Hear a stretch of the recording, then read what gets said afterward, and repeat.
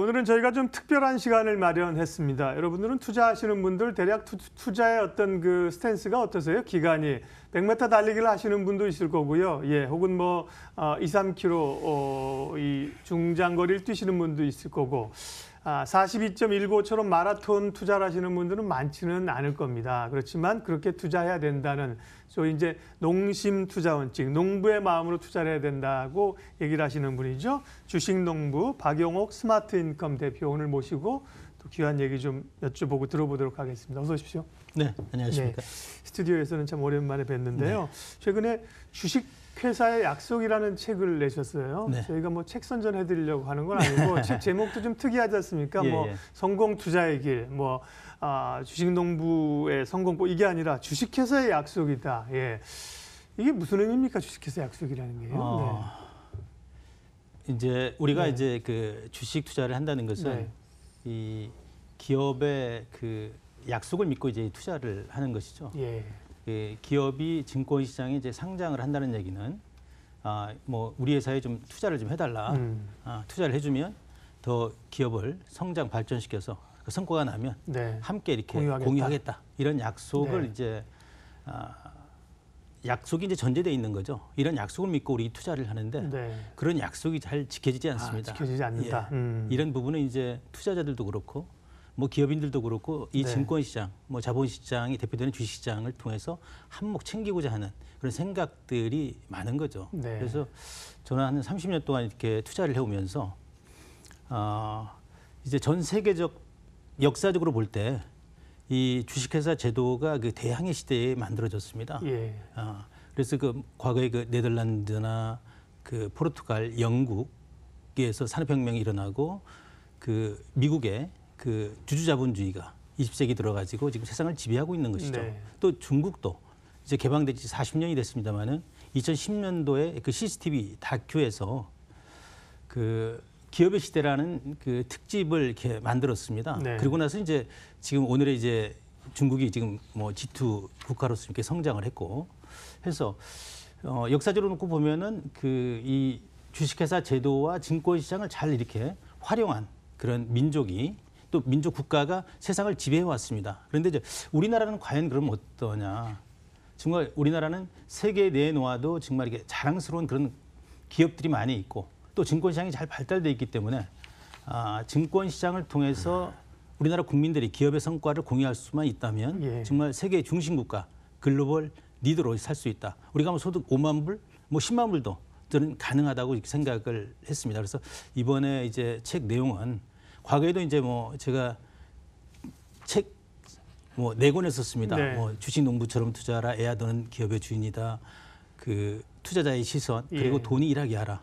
이런 책들 내용은 투자자들에 대한 어떤 투자에 대한 자세, 태도 그리고 또 이 기업을 선정하는 뭐 방법, 또 기업과 동행하는 어떤 그 방법에 대해서 얘기를 했다고 하면은 이번에 그 쓴 책은 이 우리 증권 시장에 어떤 둘러싸고 있는 투자 주체들에 대한 어떤 문제들, 그래서 뭐 기업에 대한 얘기들, 그다음에 네. 증권 시장에 대한 얘기들, 또 뭐 이게 또 언론에 대한 어떤 역할이라든가 뭐 이런 부분들에 대해서 제가 이제 그 동안에 30년 동안 투자하면서 느꼈던 그런 상황들을 31가지에 대해서 문제를 지적하고 제 상식 수준에서 대안도 이렇게 제시를 한 내용입니다. 출판사에서 들으시면 좀 섭섭하시겠지만 책을 팔아서 수익을 올리려고 책을 쓰신 건 아니고 예. 그래서 사실 그 책이 궁금해서 좀 모셔서 어떤 주제인지 듣고 싶었던 거고요. 그러니까 주식회사의 약속이 잘 지켜지면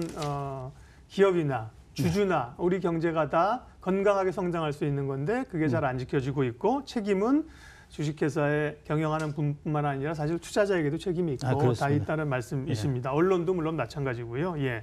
그러면 조금 구체적으로 이 말씀하신 내용과 맥락이 같겠습니다만 사실 오랫동안 이제 개인 투자자이면서 큰 손으로 주주 제안을 해오셨던 걸로 시장에 알려져 있고 그걸 통해서 성과를 내셨잖아요. 네네. 최근에 보면 우리가 이제 한진그룹, 대한항공에 대해서 그런 그 주주 제안들이 네. 이루어지고 있고 그러면서 국민연금도 나서고 있고 소위 스튜어드십 코드라는 게 굉장히 활성화되고 있습니다. 예. 이 부분은 더 발전되어야 하는지요? 그러면 말씀하신 주식회사의 약속을 좀 더 이행하는 데 도움이 되는 건가요? 아, 그러면 예. 도움이 되죠. 네.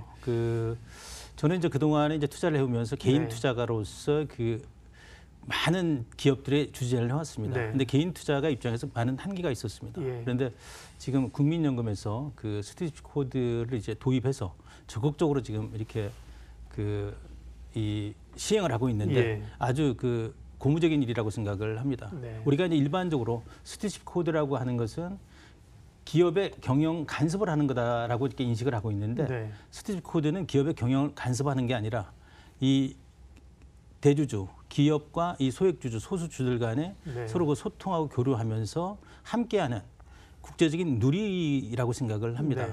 그런데 우리 경영인들이나 기업 입장에서 볼 때는 잘못된 시각을 가지고 있는데 저는 그렇지 않다고 봅니다. 그래서 이제 국민연금이 그동안에 이 우리나라의 거의 300여 개 기업에 5% 이상 지금 투자가 돼 있는데 네. 이제 국민연금이 스트리치 코드를 통해서 주주권을 이렇게 행사한다는 것은 이제 기업의 주인으로서 그 기업이 본래 목적에 맞게끔 건강하게 갈 수 있게끔 이렇게 견제하고 감시하는 역할인 거거든요. 기업이 건강하게 간다고 하면은 예. 그 주주로서 더 할 나위가 없는 거죠. 그래서 이런 국민연금이 스트리치 코드를 도입해서 적극적으로 이렇게 활용하는 그런 부분은 우리 자본 시장을 한 단계 더 업그레이드 시키고 기업의 어떤 지속 가능한 투명 경영을 만들 것이라고 저는 생각을 합니다. 예, 물론 이제 그동안 이제 안 했던 걸 갑자기 하는 거에 대한 부담감과 네, 뭐 그렇죠. 속도의 문제 이런 건 있겠습니다만 사실은 그동안 어떻게 보면 그런 역할을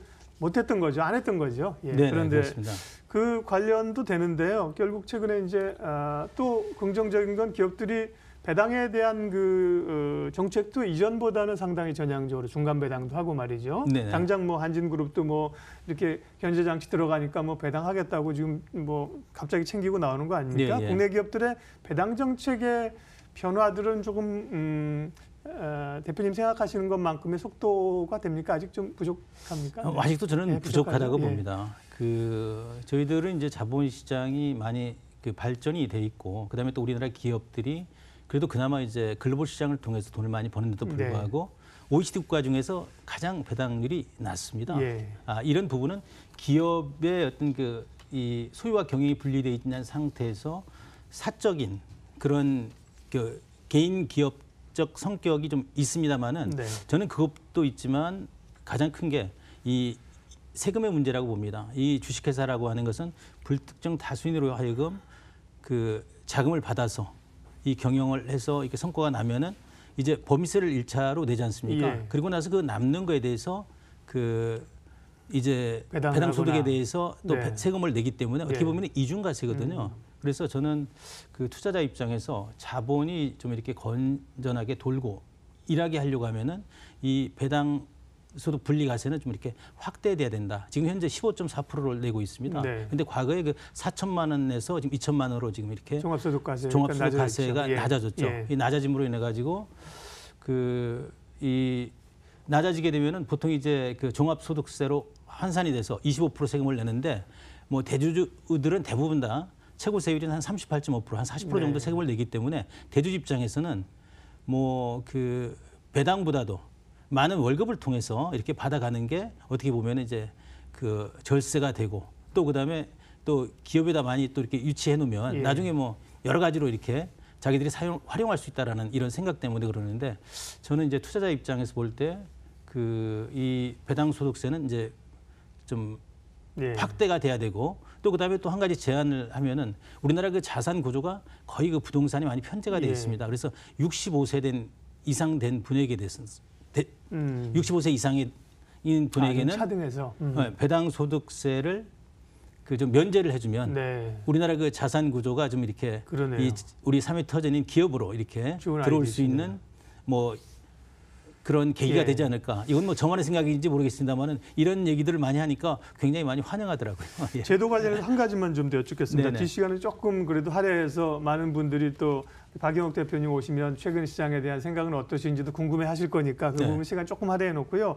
최근에 증권거래소 인하 혹은 이제 폐지에 관한 얘기가 꽤 속도를 지금 당에서 더불어민주당에서 받으면서 꽤 속도를 내고 있습니다. 이 부분은 글쎄요, 단순히 뭐 증권거래소 안 낸다는 뭐 그런 수준 차원보다 더 큰 좀 구조적인 함의나 이 내용이 있을 건데 어떻게 생각하세요? 네. 저는 오늘 아침에 이제 그 한국경제신문에 잠깐 보고 예. 오면서 이제 출근을 했는데 지금 이제 여당에서 거래세는 점차적으로 폐지하고 네. 양도세를 전면적으로 실시하는 이런 이제 안으로 예. 이 가닥을 잡았다고 해서 대단히 환영할 만한 일이라고 네. 생각을 합니다.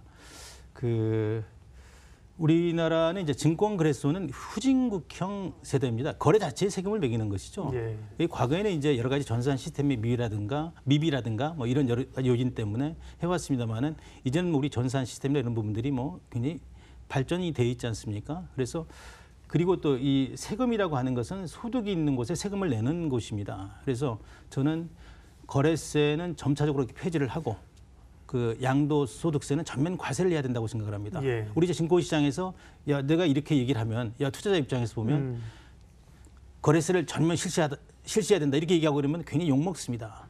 왜냐하면 증권거래소에 뭐 조금 투자해가지고 그 세금 내겠다고 이렇게 생각을 해서 뭐 투자하겠느냐 이렇게 생각을 하지만은 네. 저는 그건 잘못된 팩트라고 생각을 합니다. 우리나라 이제 자본시장도 살고 우리 투자자들도 살려고 그러면은 기업에 길게 투자해서 기업의 그 배당 소득이 추가되고 그다음에 그 기업의 성장에 따른 예. 이 성과를 이렇게 공유하는 그런 문화가 돼야 된다고 생각을 하거든요. 그래서 이번에 정부에서 이렇게 실시하고 국회에서 거래세를 점차적으로 폐지를 하고 네. 양도세를 전면 이렇게 확대하는 것은 바람직한 의견이라고 봅니다. 또 이런 부분에 대해서 어떻게 보면은 자본시장을 활성화하고 기업 투자를 활성화시키기 위해서는 그 투자한 그 금액이나 기간에 따라서 차등으로 뭐 이렇게 세율을 조율한다고 그러면은 아마 보완할 수 있을 거라고 봅니다. 알겠습니다. 예. 그런 내용에 대해서는 이제 궁금하신 분들은 또 우리 대표님의 뭐 컬럼이나 혹은 책을 통해서 좀 더 보시고 함께 고민해 주시면 좋겠고요. 시장에 대한 고민들 좀 또 마지막으로 안 여쭤볼 수가 없습니다. 올해 뭐 경기가 계속 뭐 이제 꺾였다 그러고 안 좋다 그러고 네. 주가도 올해 안 좋을 걸로 봤는데 생각보다 지금 또 강하게 올라오고요. 상당히 좀 혼란스러운 상황에서 2019년 초반을 지나면서 투자자들은 어떤 스탠스를 가져야 하는지 하고요. 또 시간이 어쩔지 모르니까 맞물려서 어떤 테마가 될 거냐 이런 거는 이제 주식농부님한테 물어볼 얘기는 아니고, 근데 이제 남북 경제협력 이런 거는 사실 이제 테마가 아니라 큰 한반도의 어떤 물줄기잖아요. 그렇습니다. 그거까지 두 가지 좀 얘기해 주시겠습니까? 이 이제 증권 시장이 어떻게 보면은 우리 시대를 반영하는 예. 곳입니다. 그래서 뭐 다양한 얘기들이 있고 네. 또 다양한 테마들이 있습니다. 그렇지만은 이제 많은 사람들이 주식 투자 자체를 어렵게 생각을 하는데 예. 저는 그렇게 봐서는 안 된다고 보거든요. 네. 어려워요. 우리가 이제 성공하셨으니까 쉬운 거죠. 먹고 마시고 즐기는 이제 네. 일상에서 네. 이렇게 보면은 전부 다 투자할 기업들인데 네. 그런 기업을 이렇게 찾는다는 것은 뭐 그동안에 이제 우리가 증권 시장이 이렇게 사고 팔고 하는 약간의 머니 게임 형태로 이렇게 이끌어 왔거든요. 예. 이런 부분들의 변화가 저는 있을 거라고 좀 봅니다. 그래서 지금 자기가 진짜 평생 동행할 수 있는 기업. 저는 투자가는 내가 한 주를 가지고 있더라도 네. 아니면 내가 뭐 오늘 사다 내일 팔아도 투자하는 기간은 내사라는 생각을 가지고 투자를 합니다. 그래야만이 이제 기업을 투자할 때 신중하기 때문에 예. 손해를 이렇게 덜 할 수 있는 거거든요. 그리고 또 최근에 이제 뭐 5G 관련해서 플랫폼 뭐 여러 가지 이제 테마들이 있습니다만은 네. 최근에 이제 남북 관련 이런 예. 테마들은 저는 이게 뭐 하나의 테마라고 해도 하나의 추세라고 좀 생각을 합니다. 네. 그래서 남북 간의 경제 협력이 되면 새로운 경제 생태계가 만들어지는 것이고 예. 새로운 경제 생태계가 만들어지면은 우리는 이제 그동안에 뭐 여러 가지 이제 기업들이 기회를 얻을 거라고 봅니다. 그중에 뭐 가장 저는 보는 게 이제 물류 항만 산업이라든가 항공산업, 그다음에 관광산업이라든가 예. 아니면은 뭐 이렇게 통신 기반 산업이나 뭐 이런 쪽에 있는 기업들을 이렇게 찾아가지고 투자를 하는 게 뭐 좋을 거라고 생각을 합니다. 네. 지금은 뭐 이제 패시브 투자를 이렇게 그동안 해왔기 때문에 가치 투자 기업들이 정말 물반 고기반인 네. 그런 상황이라고 저는 생각을 합니다. 알겠습니다. 조금 더 얘기 들을 수 없는 시간이 좀 아쉽습니다. 오늘 주식농부에게 듣는다. 주식농부 박영옥 대표님 함께했습니다. 인사드리면서 저희 코너 마치겠습니다. 고맙습니다.